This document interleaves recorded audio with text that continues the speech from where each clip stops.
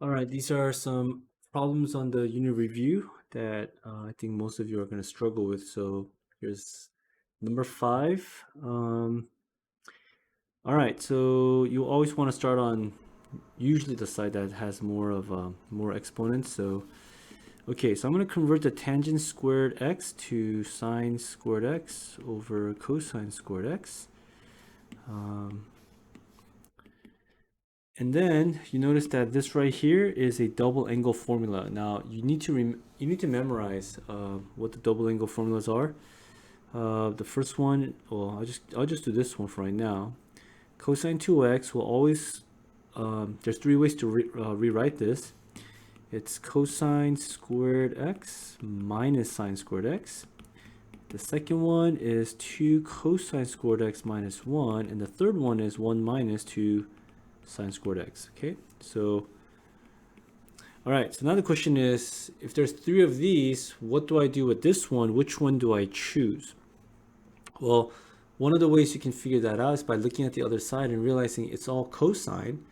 So we don't want to have any sine or cosine together, so let's just use the cosine version, meaning this one right here, 2 cosine squared x minus 1.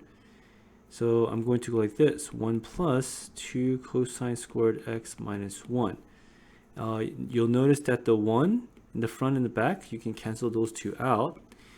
And then you have sine squared x over cosine squared x times 2 cosine squared x.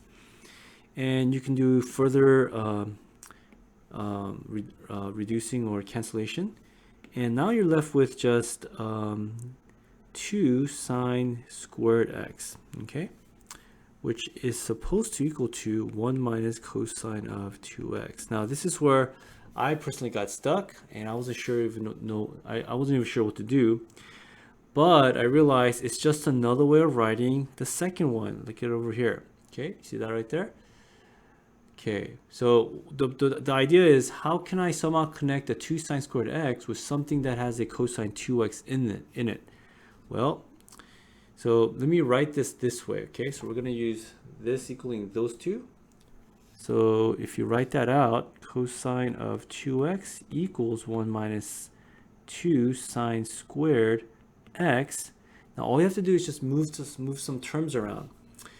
Since the 2 is negative, I'm going to move it to this side, and I'm going to move the cosine to the right, and this will turn into 2 sine squared x equals 1 minus cosine of 2x. So take that. Anytime you see a 2 sine squared x, replace it with what? With that right there. Well, guess what? We have a 2 sine squared x. We're going to replace that with 1 minus cosine of 2x. You see it? Okay, and it becomes exactly what it is on the left side. Okay. All right, so I hope that helps. Next one, number 17. Now this one, you want to really pay attention to the idea. Now in the worksheet, it says in 1 through 18, I believe. I'm sorry, 11 through 18, they want the answer from 0 to 2 pi. Okay, so anytime they give you a constraint, you have to find every possible answer from 0 to 2 pi, but not past 2 pi. So what do? Well, you do what you can. As you guys learned, you can take the 3x and replace it temporarily with the letter u. Okay, you can say let u equal 3x just for right now, just so that you can kind of work with it, equaling negative rad 3. So the question is when is tangent equal to negative rad 3 or rad 3? Well, as I told you, if you memorize the chart on the tangent column, you'll have, this is 30, 45, or 60. You have rad 3 over 3, 1, and rad 3. So notice that you see a rad 3 right here, and it's referring back to 60 degrees or pi over 3, okay? So tangent of pi over 3 equals rad 3. So we understand that pi over 3 of a tangent produces a rad 3. So here it is. Here's a rad 3, but it's negative.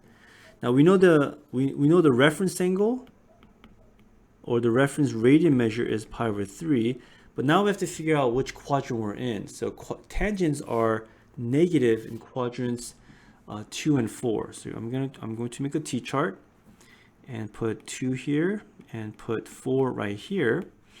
Now in quadrant 2, my angle would be 2 of those, meaning in quadrant 1, it's pi over 3.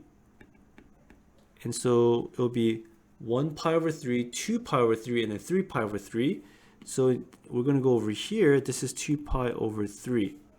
So in quadrant 2, theta, or u, equals 2 pi over 3 plus 2 pi n. In quadrant 4, if you keep going, 1/3, 2/3, 3/3, 4/3, and then this right here will be 5 pi over 3. So this would be u equals 5 pi over 3 plus 2 pi what? 2 pi n. But then you realize that 2 pi over 3 and 5 pi over 3 are pi distance away from each other. From here to here, it will be pi spaces. So instead of using two equations, you can just combine the two into one and write it as u equals 2 pi over 3 plus pi n.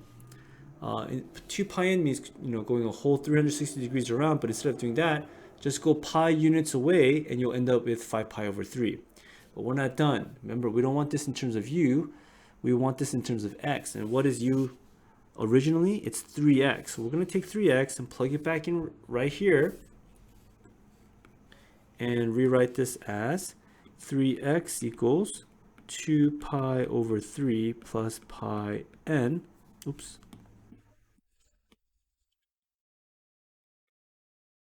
Pi n.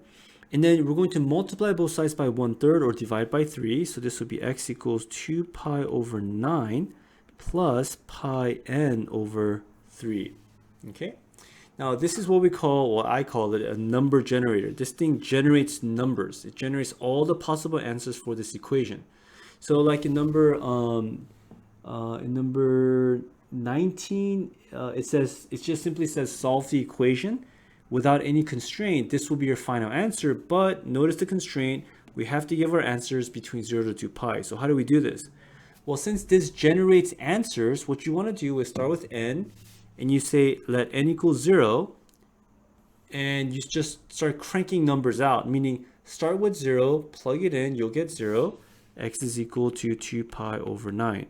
Okay, and that's less than 2 pi. And then you go n equals 1. So if you plug in 1 right there, you get pi over 3. And I'm going to do the work on this side. So this is basically 2 pi over 9 plus pi times 1 over 3. Now the common denominator is 9. So what I'm going to do is, instead of doing pi over 3, I'll use 3 pi n over 9. And use that instead, so I don't have to get common denominator all the time. So this would be 3 pi over 9 times 1. So it would be 2 pi plus 3 pi, which is 5 pi over 9. Again, less than 2 pi, so you just keep going. N equals 2. X will equal, now over here, I guess you can just kind of do this in your head. Here's n.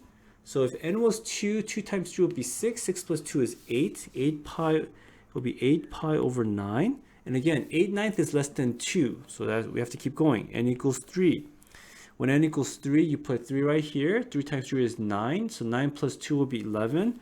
So this would be x equals 11 pi over 9. Again, less than 2 pi. So n equals 4. And if you put 4 right there, it will be 4 times 3 is 12. 12 plus 2 is 14. So 14 pi over 9. Again, 14 divided by 9 is still less than 1. So we're going to keep going. N equals 5. X will equal 5 times 3 up here will be 15. 15 plus 2 is 17. 17 divided by 9 is still not 2. It has to be like past 18, right? So this is 17 pi over 9. And again, as a caution, do not think that there's some pattern like 2 plus 3 is 5, 5 plus 3 is 8, because 8 plus 3 is, well, there is a pattern. Wait a minute, did I do this wrong? Let me check my answer, because I thought it was different.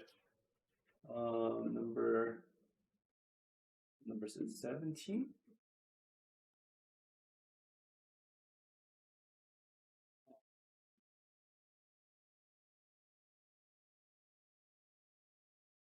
Okay, so I guess there was a pattern.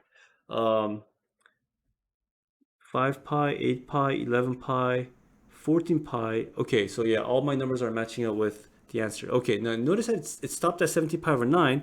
But how do you know that? Well, if you do one more, n equals 6, x will equal, if you do 6 times 3 is 18. 18 plus 2 is not, 18 plus 2 is 20. So you'll get 20 pi over 9. And notice if you do 20 divided by 9, 9 will go into 20 at least 2 times, right? And then you'll have a remainder. So you'll go past 2 pi. So you do not want those answers. Your answers are here. There's 6 of these, okay? So just like okay, so these are all 6 answers. You have to submit all of them. Now there's one more. I thought I put one more here. 18. Now you might be thinking, well, the last time we did like a 3x, we got 6 answers. It's not always going to happen that way. Not for the most part. It usually will. Like when you have, like 4x right here, you have like 8 answers. But it depends on the trig function. So if you do, I wanted to do this so that you'll know that it doesn't happen the same way. Okay, so again, sine 3x equals 1. Imagine that this is a u. So what should u be? So that sine will equal 1. The only place where sine value is 1 is at pi over 2.